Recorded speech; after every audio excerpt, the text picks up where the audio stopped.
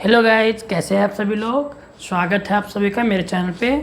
तो इससे पिछले वाले क्लास में हमने किया था कि एक सॉलिड सिलेंडर के कारण इलेक्ट्रिक फील्ड कैसे निकालते हैं, और वही आपका लास्ट टॉपिक था। और उसके बाद जो सेकेंड चैप्टर है वो मैं 2 लेक्चर के बाद बनाऊंगा, क्योंकि ये भी मैं 1-2 लेक्चर न्यूमेरिकल का लेने वाला हूँ, न्यूमेरिकल बताने वाला हूँ। क्योंकि बिना न्यूमेरिकल के आपका कॉन्सेप्ट रिवाइज नहीं होगा, प्लस कि आपका कॉन्सेप्ट जो है वो क्लियर भी नहीं होगा। तो न्यूमेरिकल बहुत ज़रूरी है फिजिक्स में। तो जो ये फर्स्ट और सेकंड जो लेक्चर मैं अभी लूँगा, इसके बाद जो एक लेक्चर और होगा, वो 2 लेक्चर अभी न्यूमेरिकल बेस्ड ही होंगे। उसके बाद हम लोग शुरू करेंगे अगला लेक्चर, अगला जो चैप्टर है इलेक्ट्रिक पोटेंशियल। तो चलिए, आज का जो न्यूमेरिकल जितना भी होगा वो सारा आपका होगा एनसीईआरटी से, और बीच बीच में मैं अदर बुक से भी न्यूमेरिकल्स लाता रहूँगा। जैसे आपका हो गया principle of physics, Resnik Halliday से हो गया, कॉन्सेप्ट ऑफ फिजिक्स हो गया आपका एससी वर्मा से हो गया। तो अदर बुक्स के भी न्यूमेरिकल्स में बताया करूँगा आगे के लेक्चर्स में। फिलहाल आज और कल के लेक्चर्स जो रहेंगे वो सिर्फ और सिर्फ न्यूमेरिकल जो रहेगा आपका एनसीईआरटी से रहेगा, क्योंकि एनसीईआरटी हमारा नेशनल बुक है, यानी हमारा सिलेबस का बुक है, और ये हमारा स्टैंडर्ड बुक है। मतलब कह सकते हैं कि यही हमारा बुक है, ठीक है। इसी से हमें पढ़ना है। अदर बुक से भी आप पढ़ते हो, कोई दिक्कत नहीं है, बट अदर बुक अभी मैं नहीं बताने वाला। आगे जो लेक्चर्स लाएंगे, मैं लाऊंगा ये न्यूमेरिकल पे आधारित, वो अदर बुक से भी रहेगा। तो चलिए, आज जो हम लोग करेंगे वो करेंगे एनसीईआरटी का एक्सरसाइज।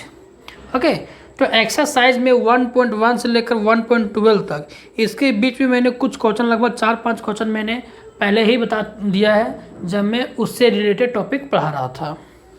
ओके, तो आज मैं बताऊंगा एक्सरसाइज 1.15 से। ओके, तो देखिए एक्सरसाइज 1.15 यानी क्वेश्चन नंबर है 1.15। ओके, तो क्वेश्चन देखिए, अब एनसीईआरटी का क्वेश्चन मैं यहाँ लगाऊंगा नहीं स्लाइड में, क्योंकि स्क्रीन में इसलिए लगाऊंगा क्योंकि आपके पास होना चाहिए बुक। अगर आप 12th में पढ़ रहे हो तो कम से कम आपके पास एनसीईआरटी का बुक होना ही चाहिए। क्योंकि अगर चलिए अदर बुक आपके पास ना भी हो तो कोई दिक्कत नहीं, लेकिन एनसीईआरटी का बुक सस्ता भी आता है, प्लस कि आपके पास होना चाहिए, क्योंकि एटलीस्ट एक बुक तो आपके पास होना ही चाहिए पढ़ने के लिए। तो मुझे उम्मीद है कि आपके पास होगा बुक। तो मैं क्वेश्चन यहाँ पे स्क्रीन पे नहीं लगा रहा हूँ, मैं डायरेक्ट क्वेश्चन पढ़ूँगा, आपको समझाऊँगा और डायरेक्ट उसका सॉल्यूशन बताऊँगा। तो क्वेश्चन देखिए, क्वेश्चन है consider a uniform electric field E. आपको बोला जा रहा है कि एक यूनिफॉर्म इलेक्ट्रिक फील्ड है ई, जो है 3 × 10⁻³ ओके, तो चलिए डायरेक्ट हम लोग क्या करते हैं, सॉल्यूशन करते हैं और जो डेटा है उसको नोट करते हुए चलते हैं। तो इसका सॉल्यूशन, तो डेटा क्या दिया हुआ देखिए, हमारा जो ई दिया हुआ है इलेक्ट्रिक फील्ड, वो दिया हुआ है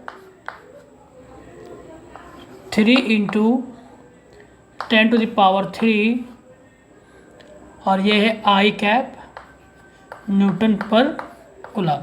अब देखिए यहाँ पे आई कैप लिखा है, इसका मतलब कि ये किस डायरेक्शन में इलेक्ट्रिक फील्ड, ये एक्स डायरेक्शन में। ओके, तो आपसे पूछा जा रहा है कि what is the flux of this field through a square of 10 centimetre on this side whose plane is parallel to the YZ plane. अब यहाँ पे प्लेन्स का बात आ रहा है, तो हम एक काम करते हैं, पहले हम ड्रॉ कर लेते हैं कोऑर्डिनेट सिस्टम। तो कोऑर्डिनेट सिस्टम में ड्रॉ करना, देखिए ये हो गया आपका X, ये हो गया आपका Y, और ये हो गया आपका Z। ओके, तो क्वेश्चन कह रहा है कि what is the flux of this field through a square of 10 centimetre on a side whose plane is parallel to YZ plane. देखिए पहले तो ये कह रहा है कि एक स्क्वायर है और स्क्वायर का साइड दिया हुआ है। साइड यानी मान लीजिए यहाँ पे एक स्क्वायर है ऐसे, और उसका जो साइड है वो दिया हुआ 10 सेंटीमीटर। ओके, तो 10 सेंटीमीटर दिया तो इसका एरिया क्या हो जाएगा, हम एरिया भी निकाल के रख लेते हैं। और ये सेंटीमीटर दिया है तो ये हो जाएगा 10/100। ओके, और फिर 10/100, क्योंकि 2 बार हमें करना है। एरिया में क्या होता है, साइड इनटू साइड होता है। तो ये हो गया यानी 1/100 100 मीटर स्क्वायर। इसको आप पॉइंट भी करके लिख सकते हो, कोई भी दिक्कत वाली बात नहीं है। ओके, तो इलेक्ट्रिक फील्ड दिया हुआ है, एरिया हमने निकाल लिया है क्योंकि डाटा दिया हुआ है, क्योंकि बोल रहा है कि स्क्वायर का जो साइड है वो क्या है 10 सेंटीमीटर। अब कह रहा है जो ये स्क्वायर जो है वो रखा कैसे है, तो ये कह रहा है कि देखिए जो वाईजेड प्लेन है, कि वाईजेड प्लेन है उसके पैरेलल रखा हुआ है। ये जो स्क्वायर रखा हुआ है, जो स्क्वायर आपको दिया जा रहा है, ये स्क्वायर जो आपको दिया जा रहा है वो कैसे रखा हुआ है, तो वो रखा हुआ वाईजेड प्लेन के पैरेलल। देखिए क्वेश्चन कह रहा है what is the flux of this field through a square of 10 centimetre on side whose plane is parallel to YZ plane.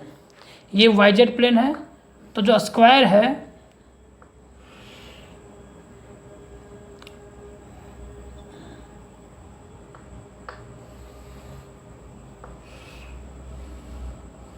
देखिए ये आपका क्या है स्क्वायर है, क्योंकि ये वाईजेड प्लेन ऐसे है। देखिए ये एक्स तो इधर हो गया, वाई उधर ही, और जेड जो है वो ऐसे बाहर निकला हुआ है ऐसे। ओके, तो जब जेड बाहर ऐसे निकला हुआ है तो ये प्लेन ना ऐसे रखा हुआ है, ये प्लेन ऐसे रखा हुआ है आपका। ठीक है, ये बोर्ड को आप मान लीजिए एक्स वाई प्लेन, ये बोर्ड एक्स वाई प्लेन, तो वाईजेड प्लेन कौन सा हो गया, ये प्लेन जो होता है आपका वाईजेड प्लेन। तो ये जो स्क्वायर रखा हुआ है ऐसे रखा हुआ है। ओके, तो ये हो गया स्क्वायर का प्लेन और ये है वाईजेड प्लेन। ओके, तो वही बोल रहा है कि क्वेश्चन कह रहा है कि जो स्क्वायर रखा हुआ है वो वाईजेड प्लेन के पैरेलल रखा हुआ है। ओके, तो इस तरह से रखा हुआ है। अब कह रहा है कि फ्लक्स निकालना है इससे, क्योंकि इलेक्ट्रिक फील्ड जो किधर है आई यानी एक्स डायरेक्शन की, यानी इलेक्ट्रिक फील्ड ऐसे है और ये यूनिफॉर्म है, मतलब कहीं पे इसका वैल्यू कम ज़्यादा नहीं है, वो एक समान है हर जगह। यूनिफॉर्म का मतलब यही होता है कि इलेक्ट्रिक फील्ड का वैल्यू हर जगह क्या है समान है। तो इलेक्ट्रिक फील्ड इस डायरेक्शन में है और जो इलेक्ट्रिक फील्ड पास करेगा इस स्क्वायर से वही हमको निकालना है, यानी इलेक्ट्रिक फ्लक्स निकालना है। तो पहला जो क्वेश्चन कह रहा है आपका ए नंबर में, क्योंकि इसमें दो क्वेश्चन है ए और बी, तो पहला हम ए कर लेते हैं। तो कह रहा है कि स्क्वायर वाईजेड प्लेन के पैरेलल रखा है, तो इससे फ्लक्स कैसे कितना पास कर रहा होगा। तो देखिए फ्लक्स निकालने के लिए हमारे पास तीन फॉर्मूला है। ये देखिए E A cos theta integration of A into D A Q enclose by epsilon not.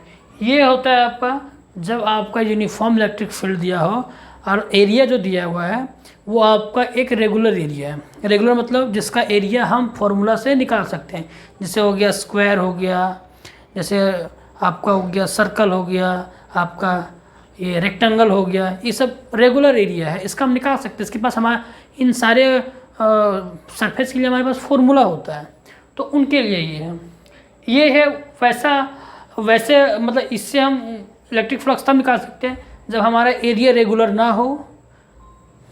एक मिनट गाइस, सॉरी गाइस, तो थोड़ा सा कॉल आ गया था फ़ोन में इसलिए थोड़ा डिस्टर्ब हो गया, तो कोई नहीं। यहाँ पे देखिए ये फॉर्मूला जो है वो आपका इंटीग्रेशन से रिलेटेड है। इसका मतलब कि जहाँ पे आपको एरिया रेगुलर ना दिया हो, यानी जिसका एरिया हम नहीं निकाल सकते आसानी से, जिस एरिया का फॉर्मूला हमारे पास नहीं हो, तो वहाँ पे हम क्या करते हैं एक छोटा सा एरिया मानते हैं और उसी छोटा सा एरिया को पूरा इंटीग्रेट करते हैं तो निकाल लेते हैं उससे, तो वो इस फॉर्मूला से निकलेगा। लेकिन अगर हमारे पास एक गॉस थ्योरम से भी एक फॉर्मूला आता है फ्लक्स का, कि अगर हमारे पास एक क्लॉज सरफेस है उसके अंदर चार्ज रखा हुआ है तो उससे भी हम फ्लक्स निकाल सकते हैं। यानी हमारे पास तीन फार्मूला है, तो हम कौन से फार्मूले से यूज करें, मतलब कौन सा फार्मूला हम यहाँ यूज़ करेंगे और इसके लिए इलेक्ट्रिक फील्ड निकालेंगे। तो यहाँ पे देखिए इलेक्ट्रिक फील्ड यूनिफॉर्म है, ओके, और एरिया भी क्या, यानी जो सरफेस भी दिया हुआ है वो क्या है रेगुलर है, जिसका एरिया हमको पता है हम निकाल चुके हैं, तो हम इस फार्मूले का यूज़ कर सकते हैं। ओके, तो चलिए इसको यूज़ करते निकालते हैं। तो फ्लक्स क्या हो गया phi equal to E A cos theta.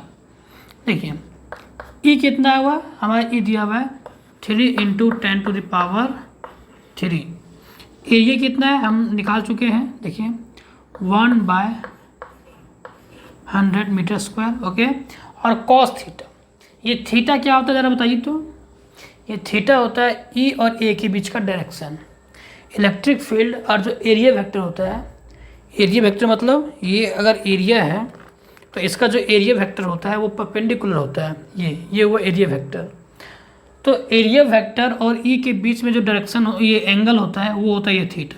तो आप यहाँ पे देखिए थीटा क्या है, तो इलेक्ट्रिक फील्ड जो हमारा एक्स एक्सिस की ओर यानी एक्स डायरेक्शन की ओर है, और हमारा जो एरिया यानी सरफेस रखा हुआ है वो ऐसे रखा हुआ है, तो इसका जो एरिया वेक्टर होगा यानी ऐसे ही होगा, इधर ही होगा, ओके इधर ही होगा। तो यहाँ पे देखिए इलेक्ट्रिक फील्ड भी एक्स डायरेक्शन की ओर है और एरिया वेक्टर भी एक्स डायरेक्शन की ओर है, तो यहाँ पे थीटा क्या हो गया, थीटा हो गया 0, थीटा क्या हो गया 0। अब थीटा 0 हो गया तो cos 0 क्या होता है 1, तो ये हो गया 1, ओके। अब यहाँ पे सिंपली सॉल्व करना है, तो देखिए यहाँ से 2 0 और यहाँ से ये कट गया, ओके। तो यह क्या बचा सिर्फ 10, और 3 इंटू 10 यानी 3 इंटू 10 करेंगे तो क्या आ जाएगा 30। और इसका जो फ्लक्स का जो यूनिट होता है वो क्या होता है कूलम मीटर, सॉरी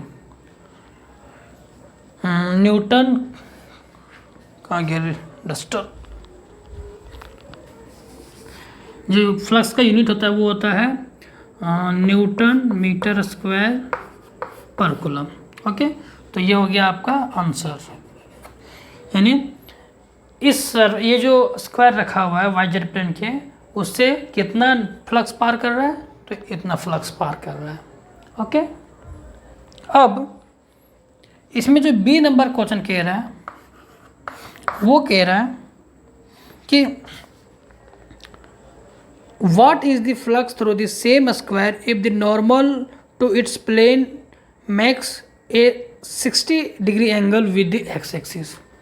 कह रहा है कि अब इस जो स्क्वायर है उसको वाई जेड प्लेन के पैरेलल मतलब नहीं रख रहे हैं, अब क्या कर रहे हैं उसको हम ऐसे रख रहे हैं कि जो इसका एरिया वेक्टर है वो क्या कर रहा है एक्स एक्सिस से 60 डिग्री का एंगल बना रहा है।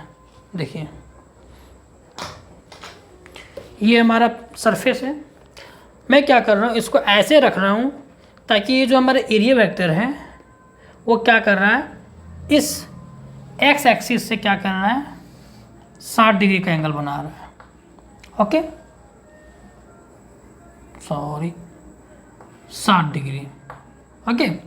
अब ये एक्स एक्सिस के साथ 60 डिग्री बना रहा है, तो अब यहाँ पे देखिए सेम प्रोसीजर रहेगा, सिर्फ और सिर्फ जो चेंजेस होगा वो होगा थीटा में, क्योंकि यहाँ भी इलेक्ट्रिक फील्ड पैरेलल है, सॉरी एक ये इलेक्ट्रिक फील्ड जो है वो यूनिफॉर्म है, और जो एरिया है यहाँ भी तो एरिया चेंज नहीं होगा, एरिया को सिर्फ क्या किए टेढ़ा कर दिए हैं, यानी इसको सिर्फ चेंज कर दिए, एरिया वेक्टर को चेंज किए, एरिया का जो वैल्यू है वो चेंज नहीं होगा, उतना ही रहेगा, तो सिर्फ उसका एरिया वेक्टर चेंज हो रहा है, उसका एंगल चेंज हो रहा है, तो यही फॉर्मूला यूज़ होगा। तो क्या हो जाएगा ई ए कॉस थीटा, ओके।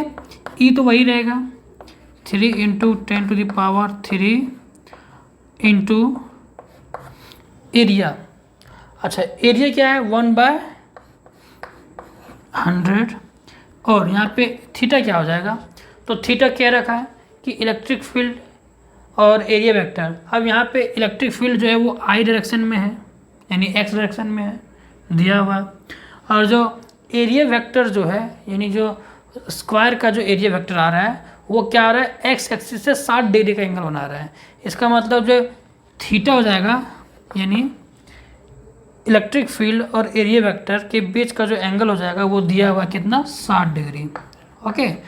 तो cos 60, अब cos 60 का मान कितना होता है, तो cos 60 का मान होता है 1/2, तो यहाँ पे क्या हो गया 1/2, ओके। अब जब ये 1/2 आ गया तो यहाँ पे देखिए ये तो वही कटेगा फिर से, ओके। यहाँ से क्या हो जाएगा 2 5 जा 10, और यहाँ से क्या हो गया 5 3 जा 15, तो क्या हो गया ये हो गया न्यूटन मीटर स्क्वायर पर कूलम। तो देखिए ये हो गया आपका फर्स्ट केस का फ्लक्स, ये हो गया सेकंड केस का फ्लक्स। देख पा रहे हैं जब एरिया को हम 60 डिग्री यानी ऐसे टिल्ट कर दिए यानी थोड़ा सा टेढ़ा कर दिए, जिसके कारण क्या हुआ उसका एरिया वेक्टर चेंज हो गया, तो बहुत सारे जो लाइन पास कर रहे थे ऊपर से अब वो लाइन पास नहीं करेगा स्क्वायर से, क्योंकि वो एरिया ऐसे हो गया, तो कुछ फील्ड जो ऊपर से निकल गया, और कितना फील्ड निकल गया देखिए, 30 था 50 हो गया, यानी 50% डिक्रीज कर गया। इसका मतलब कि सरफेस को जो स्क्वायर था, स्क्वायर का यानी सरफेस जो पहले ऐसे रखा था उसको जैसे ही हम ऐसे किए, लगभग 50% जो इलेक्ट्रिक फील्ड लाइंस था वो इससे पास नहीं करने लगा, यानी इसको छोड़ के बाहर से निकल गया। देख रहे हैं ना 50%, क्योंकि ये 30 था पहले और अब आ गया 50, यानी 50% जो है इलेक्ट्रिक फील्ड लाइंस पास नहीं कर रहा है। तो ये था आपका क्वेश्चन नंबर 1.15 और ये हो गया कंप्लीट। अब देखते हैं हम लोग क्वेश्चन नंबर 1.16। तो चलिए अब देखते हैं क्वेश्चन नंबर 1.16। तो क्वेश्चन कह रहा है what is the net flux of the uniform electric field of exercise 1.15 through a cube of size 20 centimetre oriented so that its faces are parallel to the coordinate planes. देखिए question कह रहा है कि what is the net flux, कह रहा है कि एक क्यूब से टोटल कितना फ्लक्स पास करेगा, और यहाँ पे जो इलेक्ट्रिक फील्ड दिया है वो दिया हुआ है एक्सरसाइज 1.15, यानी इससे पहले जो क्वेश्चन हमने किया था ना उसमें जो इलेक्ट्रिक फील्ड का वैल्यू था वही इलेक्ट्रिक फील्ड का वैल्यू इसमें भी लेना है, इस क्वेश्चन में भी लेना है। तो इलेक्ट्रिक फील्ड का वैल्यू कितना हो गया, कितना था उस क्वेश्चन में, उस क्वेश्चन में था 3 × 10⁻³ और आई डायरेक्शन यानी एस डायरेक्शन में था न्यूटन पर कूलम। तो जो क्वेश्चन नंबर 1.15 यानी इससे पहले वाले क्वेश्चन में जो इलेक्ट्रिक फील्ड का वैल्यू दिया था वही इलेक्ट्रिक फील्ड इस क्वेश्चन में भी लेने के लिए बोल रहा है। ओके, तो अब वहाँ पे हम निकाल रहे थे एक स्क्वायर से फ्लक्स। अब यहाँ पे एक पूरा क्यूब है और क्यूब का जो एक साइड है वो दिया हुआ है 20 सेंटीमीटर। तो साइड अगर 20 सेंटीमीटर दिया है तो हम एक काम करते हैं, हमें एरिया की ज़रूरत पड़ता है ना, तो हम क्या करेंगे एरिया निकाल लेंगे। क्या करेंगे, एरिया निकाल लेंगे। पहले एक क्यूब का किसी एक सरफेस का एरिया, तो क्या होगा साइड इंटू साइड, तो अगर 20 सेंटीमीटर दिया है तो ये हो जाएगा 20 divide by 100 into 20 divide by 100। तो ये क्या हो गया 200, 2 2 4 और यहाँ पे हो गया 100 मीटर स्क्वायर। यानी क्यूब के एक सरफेस का जो एरिया आएगा वो आएगा ये। ओके, आप इसको पॉइंट में भी करके लिख सकते हैं 0.04 मीटर स्क्वायर। ओके, तो अब कह रहा है कि टोटल फ्लक्स निकालना है एक क्यूब से, और क्यूब कैसा रखा हुआ है वो देखिए।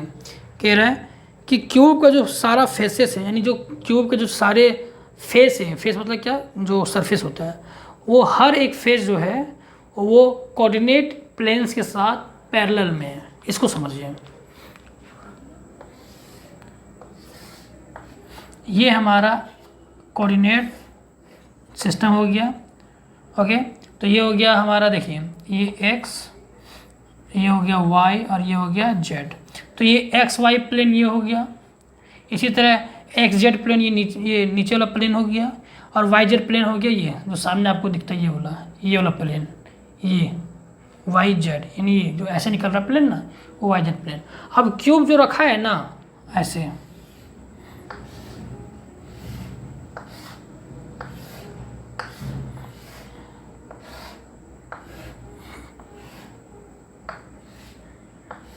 देखिए ऐसा क्यूब रखा हुआ है कि क्यूब का जो हर फेस है, ये वाला फेस देखिए, अब पिछला फेस ये वाई जेड प्लेन के पैरेलल में है। इसी तरह ऊपर वाला प्लेन देखिए, नीचे वाला प्लेन ये एक्स जेड प्लेन के पैरेलल में है। इसी तरह देखिए आप ये सामने वाला, बाहर वाला और अंदर वाला जो है वो किसके पैरेलल में है, तो एक्स वाई प्लेन। यानी हर फेस जो है वो हमारे जो कोऑर्डिनेट प्लेन्स होते हैं उसके पैरेलल में है। ठीक है, तो कह रहा है कि टोटल फ्लक्स निकालना है, टोटल फ्लक्स निकालना है ये क्यूब से कितना पास हो रहा है, क्योंकि हमारा जो इलेक्ट्रिक फील्ड वही दिया है। ये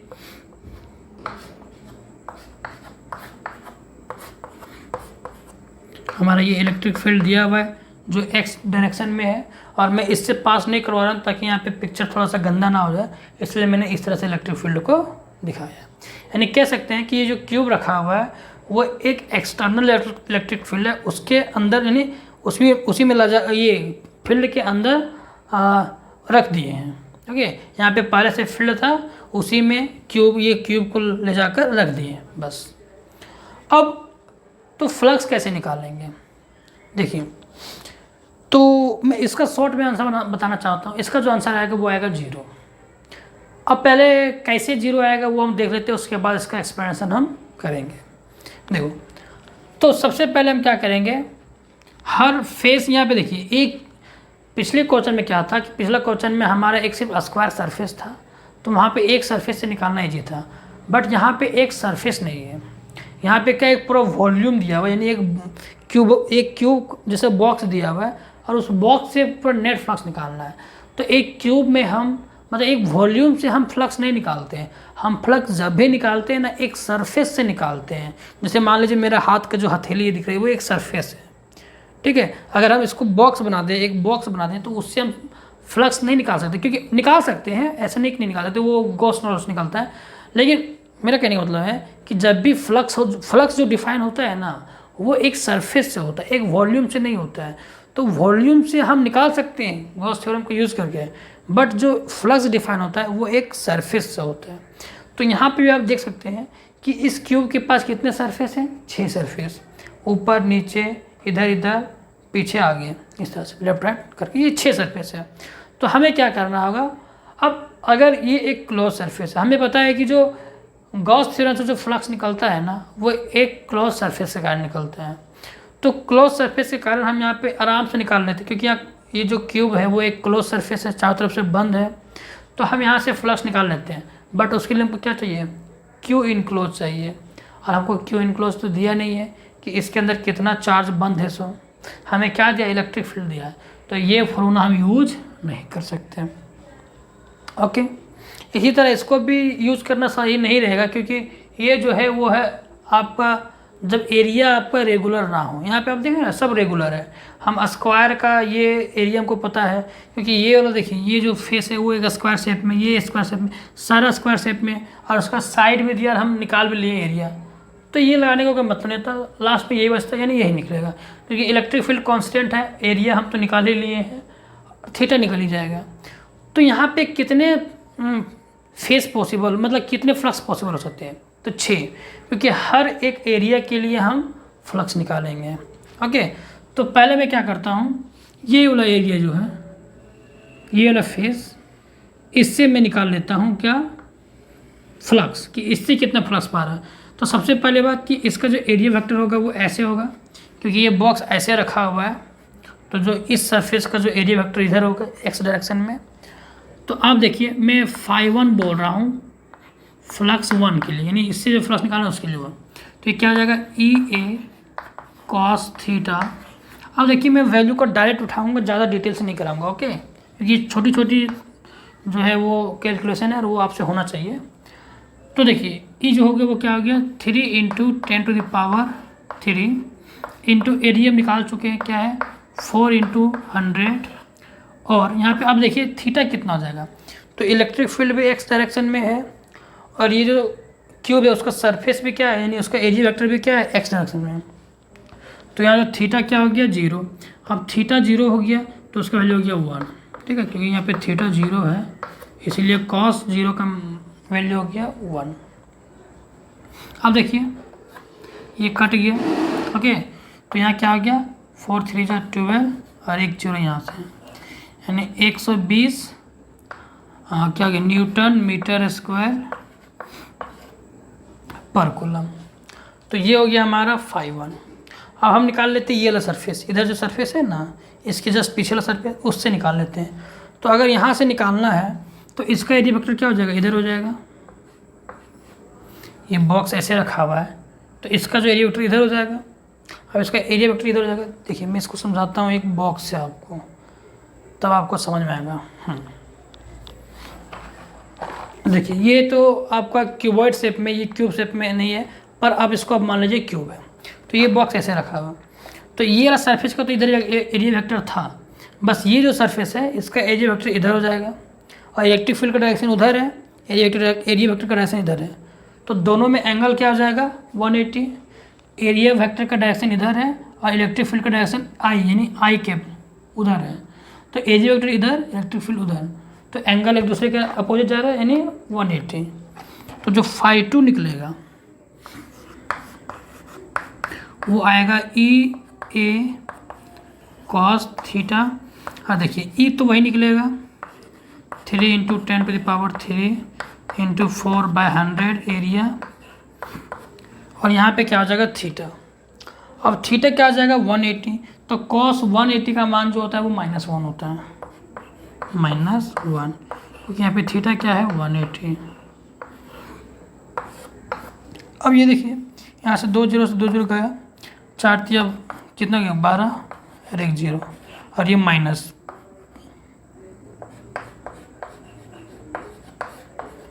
तो ये क्या हो गया आपका दो सरफेस से, एक ये सरफेस मैं नेमिंग कर देता हूँ सरफेस 1 सरफेस 2। अब मैं निकालूंगा सामने वाला सरफेस से और पिछला सरफेस। तो सामने को मैं मान लेता हूँ 3 और पीछे वाला को 4, ठीक है। ये पीछे वाला यानी ये पीछे वाला 4 यानी पीछे वाला है, सामने वाला 3 है। अब देखिए φ3 यानी देखिए अब यहाँ पे थोड़ा सा आप शॉर्ट कर सकते हैं, क्योंकि देखिए आपका ई और ए सब में सेम रहेगा, ई और ए सब में सेम रहेगा, क्योंकि इलेक्ट्रिक फील्ड का वैल्यू ये है और एरिया ये, क्योंकि क्यूब है तो क्यूब में हर एक फेस का जो एरिया एक ही होता है, चेंज तो होता नहीं है। तो ई और ए सेम रहेगा, सिर्फ और सिर्फ क्या चेंज होगा, ये थीटा चेंज होगा। तो मैं क्या करूँगा सिर्फ थीटा ही डायरेक्ट लिखूँगा। तो देखो थीटा कैसे होगा। अब सरफेस नंबर 3 ये था हमारा, क्यूब ऐसे रखा हुआ है, ये सरफेस नंबर 3 है। तो इसका एरिया वेक्टर इधर आ रहा है यानी जेड की ओर, जेड डायरेक्शन की ओर आ रहा है, और जो इलेक्ट्रिक फील्ड है वो ऐसे एक्स डायरेक्शन की ओर। तो देख रहे इलेक्ट्रिक फील्ड इधर है और एरिया वेक्टर का डायरेक्शन इधर है। तो ई और ए के बीच का जो डायरेक्शन वो क्या आ रहा है 90 डिग्री है। और आप बताइए cos 90 कितना होता है, cos 90 होता है 0। तो यानी φ3 क्या हो गया 0, क्योंकि यहाँ पे अगर 0 रखेंगे तो e × a 0 हो जाएगा, पूरा 0 ही कर देगा। ओके, तो ये क्या हो गया आपका φ3 हो गया 0। इसी तरह φ4 यानी पिछला सरफेस है, जो 4 है वो पिछला सरफेस। तो पिछला सरफेस का एरिया वेक्टर हो जाएगा इधर पीछे की ओर, और इलेक्ट्रिक फील्ड इधर है, यहाँ भी 90 डिग्री बनेगा। तो यहाँ भी 90 डिग्री बनेगा तो क्या हो जाएगा φ4 जो हो जाएगा वो हो जाएगा 0। क्लियर। इसी तरह ऊपर वाला सरफेस को मान लेते हैं 5 और निचला सरफेस को मान लेते हैं 6। तो अभी हम 4 सरफेस से इलेक्ट्रिक फ्लक्स निकाल चुके हैं, 2 सरफेस से भी हमारा बचा है ऊपर और नीचे वाला। तो चलिए देखते हैं। ये ऊपर वाला जो सरफेस है ये है, इसका एरिया वेक्टर का डायरेक्शन ऊपर की ओर है और इलेक्ट्रिक फील्ड इधर है। तो यहाँ भी आप देख पा रहे हैं एंगल कितना हो रहा है 90। एरिया वेक्टर का डायरेक्शन वाई की ओर, इलेक्ट्रिक फील्ड एक्स की ओर, थीटा क्या हो गया 90। तो φ5 जो भी है वो क्या हो गया 0। ओके, अब नीचे बच गया सरफेस नंबर 6। तो सरफेस नंबर 6 नीचे एरिया वेक्टर देखिए, नीचे electric field x, area vector जो नीचे -y की ओर है नीचे की ओर, यहाँ से एरिया वेक्टर नीचे हो जाएगा, ऊपर सरफेस के लिए ऊपर हो जाएगा, ठीक है। और यहाँ पे क्या हो जाएगा इलेक्ट्रिक फील्ड एक्स की ओर है और -y की ओर क्या है एरिया वेक्टर। यहाँ पे क्या हो जाएगा एंगल 90। अब जब एंगल 90 हो गया तो यहाँ पे क्या हो गया φ6 90। तो ये अलग अलग 6 सरफेस के लिए हम निकाल चुके हैं। अब हम अगर नेट फ्लक्स निकालेंगे, नेट फ्लक्स यानी टोटल फ्लक्स, क्योंकि क्वेश्चन वही पूछा गया। तो अगर नेट फ्लक्स जो है यानी फाई नेट वो क्या हो जाएगा φ1 + φ2 + φ3 + φ4 + φ5 एंड φ6। अब यहाँ पे देखिए ये 4 तो ऑलरेडी 0 है, φ3 φ4 φ5 φ6। तो यहाँ से 4 तो ऑलरेडी 0 है। φ1 φ2 देखिए, φ1 जो आया है वो 120 प्लस में है, φ2 जो आया है वो 120 माइनस में। तो 120 प्लस माइनस 120, इधर तो पहले से 0 था, तो ये क्या आ गया पूरा का पूरा 0। ओके, इसका मतलब जो मैंने बताया था शुरू में कि इस क्यूब से जो पास होने वाला टोटल फ्लक्स है वो क्या हो जाएगा, जीरो। और देखिए जीरो आ गया ना, मैथमेटिक्स से मैंने प्रूव कर दिया ना जीरो, तो ये होता है। तो इससे ये कंक्लूजन निकलता है कि अगर कोई भी एक क्लोज सरफेस अगर किसी एक्सटर्नल फील्ड में रखा हुआ है तो उससे पास होने वाला जो टोटल इलेक्ट्रिक फ्लक्स है वो होगा जीरो। चाहे वो सरफेस, वो क्लोज सरफेस कैसा भी हो सकता है, वो एक फुटबॉल हो सकता है, यानी एक स्फेयर हो सकता है, वो एक क्यूब हो सकता है, वो एक क्यूबॉइड हो सकता है, कोई भी क्लोज सरफेस हो, किसी भी शेप का क्लोज सरफेस हो, अगर वो एक्सटर्नल फील्ड में रखा हुआ है तो उसका इलेक्ट्रिक फ्लक्स का जो वैल्यू है वो जीरो हो जाएगा। अब किसी स्टूडेंट के दिमाग में ये सवाल आ रहा है कि सर यहाँ जीरो कैसे हो रहा है, क्योंकि यहाँ पे सरफेस से तो पास कर रहा है ना इलेक्ट्रिक फील्ड, और हमें पता है कि जो इलेक्ट्रिक फ्लक्स का जो डेफिनेशन होता है वो क्या होता है कि कितना इलेक्ट्रिक फील्ड लाइन से एक सरफेस से पास कर रहा है। ओके, तो इसका आंसर है कि देखिए ये जो पास कर रहा है वो एक सरफेस से पास कर रहा है, यानी इस क्यूब में अगर देखेंगे तो एक सरफेस से, यानी जो सरफेस नंबर इसको अगर 1 मान रहे हैं तो इससे इलेक्ट्रिक फील्ड पास हो रहा है और इसका वैल्यू आ रहा है, यानी एक सरफेस के लिए इलेक्ट्रिक फील्ड जीरो नहीं आ रहा है। आप देखिए सिर्फ सरफेस नंबर, अगर हमें ये बोला जाता है कि सिर्फ और सिर्फ आप सरफेस नंबर 1 से इलेक्ट्रिक फ्लक्स निकालिए तो ये जीरो नहीं होता, ये जीरो नहीं होता। देखिए 510 है क्या, नहीं है। इसी तरह अगर सिर्फ बोला जाता है कि आप सरफेस नंबर 2 यानी इस सरफेस से निकालिए, ये सरफेस नंबर 2 ये जो है इससे निकालिए, तो देखिए -1/20 आ रहा है, यानी ये तो सरफेस से जीरो तो आ नहीं रहा है। अब ये जीरो आ जा रहा है 4 सरफेस से, वो अलग बात है क्योंकि एंगल नहीं बन रहा है। हर जीरो, जाहिर सी बात है सरफेस जीरो तो होगा ही, ये बाकी के 4 सरफेस से जो फ्लक्स जीरो, क्योंकि देखिए ऐसे रखा हुआ इलेक्ट्रिक फील्ड ऐसे है, तो इस सरफेस से इलेक्ट्रिक फील्ड पास करेगा क्या, नहीं करेगा। अब इस सरफेस से इलेक्ट्रिक फील्ड पास ही नहीं करेगा तो इलेक्ट्रिक फ्लक्स कैसे बनेगा। इसी तरह नीचे सरफेस ऐसे छू के निकल जाएगा, ऊपर भी छू के निकल जाएगा, तो छू के जब निकल जाएगा पास नहीं करेगा सरफेस, क्योंकि सरफेस ये है ना, और ऐसे इलेक्ट्रिक फील्ड जाने तो पास करेगा नहीं। और जो इलेक्ट्रिक फील्ड लाइंस पास ही नहीं करेगा तो इलेक्ट्रिक फ्लक्स बनेगा कैसे। इसी तरह ये सरफेस देखिए, ये भी ऐसे छू के निकल जा रहा है इलेक्ट्रिक फील्ड लाइन, जैसे ऐसे पास तो करेगा नहीं। इसी तरह पीछे वाला भी नहीं, लेकिन ये सरफेस और ये सरफेस ऐसा है, देखिए इलेक्ट्रिक फील्ड लाइन्स आया, ऐसे पास किया, ऐसे पास किया, ऐसे पास किया, ऐसे पास किया, तो यानी पूरा सरफेस से पास हो रहा है। इसीलिए सिर्फ सरफेस नंबर 2 और सरफेस नंबर 1 से इलेक्ट्रिक फ्लक्स निकल रहा है नेट, बट बाकी 4 से जीरो हो जा रहा है। ओके, लेकिन हमको पूछा क्वेश्चन में क्या कि पूरे क्यूब से नेट फ्लक्स क्या हो गया, यानी पूरे इस वॉल्यूम से कितना, यानी टोटल क्यूब से कितना पास हो रहा है। तो देखिए जितना इलेक्ट्रिक फील्ड लाइंस पास किया, यानी तो जितना एंटर किया इस क्यूब में, देखिए इस क्यूब में जितना इलेक्ट्रिक फील्ड लाइंस ऐसे पास करेगा उतना ही इलेक्ट्रिक फील्ड लाइंस यहाँ से निकल जाएगा, तो टोटल क्या हो जाएगा, जीरो। अब ये जीरो किस लिए हो रहा है पता है ना, देखिए मैथमेटिक्स में मैंने पहले प्रूव किया और इसका देखिए आप फिजिकल से, ऐसे इलेक्ट्रिक फील्ड लाइंस आ रहे हैं जो यूनिफॉर्म है, तो जितना एंटर किया वो इस क्यूब से उतना ही बाहर निकल गया।